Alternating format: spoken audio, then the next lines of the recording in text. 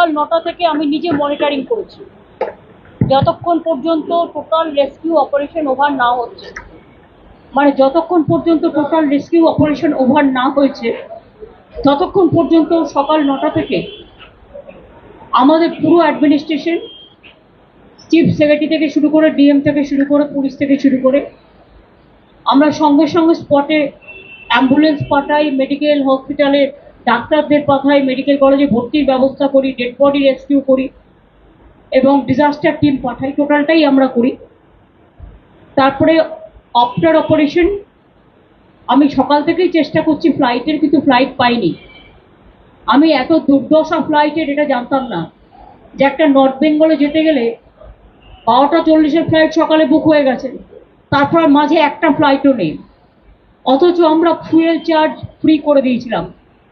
এবার আমি ভাববো, তার কারণ হচ্ছে গ্রুপ নাম্বার 1 থাকবে, আমাদের এখান থেকে ফ্লাইটে সব তেল নেবে বিনা পয়সায়, সারা ভারতবর্ষ সারা পৃথিবী ঘুরে বেড়াবে, আর কলকাতার ফ্লাইটগুলো তুলে নেবে, নর্থ বেঙ্গল যাওয়ার ফ্লাইট তুলে নেবে, একটা যাতায়াতের পর্যন্ত জায়গা নেই।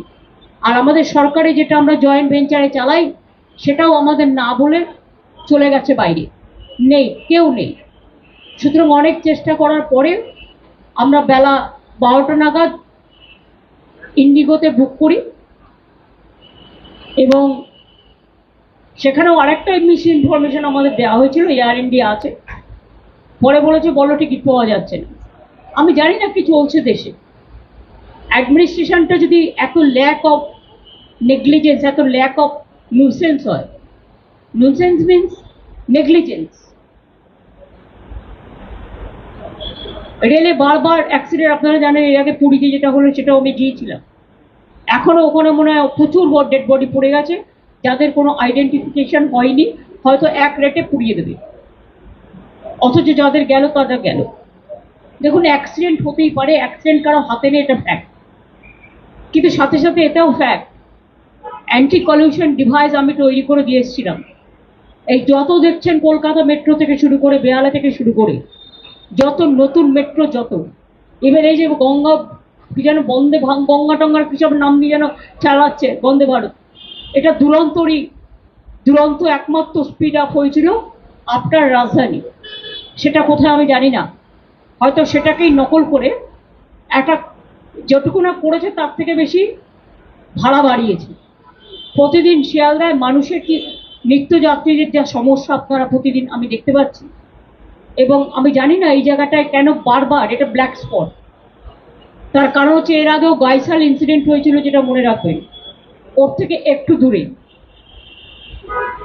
চোপড়ার কাছে বর্ডারে ফাঁসি দেওয়াতে আজকে যেটা হয়েছে অ্যাক্সিডেন্ট, এটা আরো মারাত্মক হতে পারত। একটা ট্রেন এসে যখন আর একটা ট্রেনকে ধাক্কা মারে তখন ঠিক থাকে না, একটা বডি কোলাপস হবে না 10টা কোচ, ইট ডিপেন্ডস অন। সুতরাং তাও 70-80 জন আহত, এখনো 20 জন ক্রিটিক্যাল আছে। আমি যেহেতু কোনো যাতায়াতের ব্যবস্থা ছিল না, চেষ্টা করা সত্ত্বেও, সেই জন্য দেরি হলো, কিন্তু আমি অপারেশনটা টোটাল করে দিয়েছি। আমি এখান থেকে নর্থ বেঙ্গল মেডিকেল কলেজে যাব। চোপড়ায় যেখানে সব কাজ হয়ে গেছে, নতুন করে আমি আর যাচ্ছি না। আমি সকালবেলায় ওখানকার এমএলএ হামিদুলকে ফোন করেছিলাম, ওদের আজকে বকরি ঈদ আছে, আমি বড়কে জানিয়েছি, সঙ্গে সঙ্গে স্পটে যেতেও বলেছিলাম, ও নিশ্চয়ই টেক কেয়ার করেছে, বাদ বাকি প্রশাসনও করেছে। আমি নর্থ বেঙ্গল মেডিকেল কলেজটা করব, করে আমি তারপরে রাতে আমি শিলিগুড়িতে নিশ্চয়ই থাকছি না, কারণ আমি একটু কুচবিহার চলে যাবো ডাইরেক্ট, কারণ কালকে আমার দুটো কাজ আছে, আমি ওটা করে তারপরে আবার কাল সন্ধ্যের পরে ফিরে আসবো।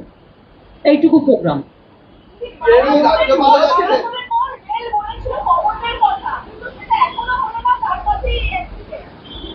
কি বলেছিল?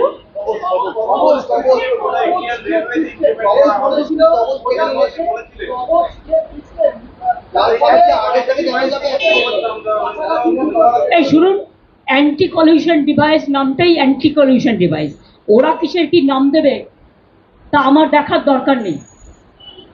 অ্যান্টি কলিউশন ডিভাইস আমি যখন রেল মিনিস্টার ছিলাম তখন করেছিলাম, এবং এর জন্য আমি কোঙ্কণ রেলওয়েকে কাজে লাগিয়েছিলাম, মুম্বাইতে, গোয়াতে, আমি নিজে মাডগাঁওতে গেছিলাম। সেটা দেখার পরে এটাকে আবিষ্কার করে প্রত্যেকটা ট্রেনে লাগানো হয়েছিল, যদি ড্রাইভারও ঘুমিয়ে পড়ে অ্যালার্ম দেবে, দুটো ট্রেন কাছাকাছি চলে আসলে আটকে দেবে, এরকম নানা রকম সিগন্যালিং সমস্ত। সুতরাং ওরা ওদের ভাষায় প্রত্যেকটা জিনিস, ভাতটাকে এখন কেউ ভাত বলবে, কেউ রাইস বলবে, কেউ চাল বলবে, কেউ আবার আরো কিছু নতুন ভাষা যুক্ত করতে পারে, সেটা তার নিজের ব্যাপার। বল আগে মানুষের রক্ষা কবচ, তারপরে এই সমস্ত নানা রকম কথা বলবেন। রেলে একটা শ্রী ছিল, আজকে তো আমি অনেককে শুনেছি, এটা ক্রিটিসিজম নয়, এটা একান্তই প্যাসেঞ্জার অ্যামিনিটিস এত কমে গেছে যে যাত্রী নাইট জার্নি করে, এমনকি যেগুলো স্লিপার কোচ, এমন বিছানা দেওয়া হয় শুতে, তাতে নানা রকম ডার্টি থিংস থাকে, বাথরুমগুলো পর্যন্ত ক্লিয়ার করা হয় না। Food quality also became very bad.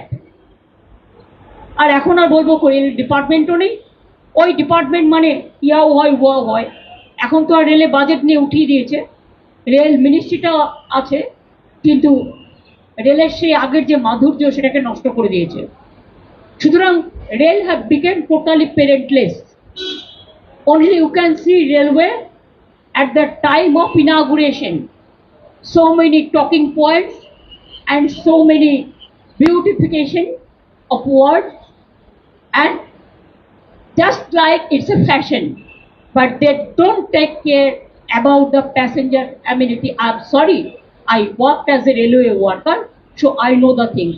Even they are not taking care for the railway officials, railway engineers, railway technical staff, safety security officials, and the workers also.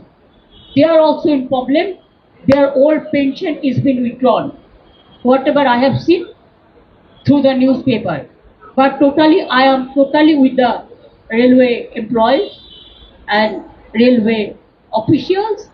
They are trying their best, but this government is careful only to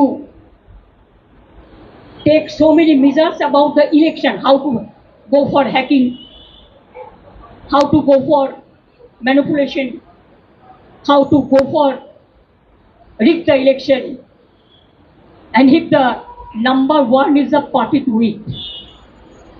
I'm not only telling the government who are the organizer, then where the country will go. Is it not the mockery?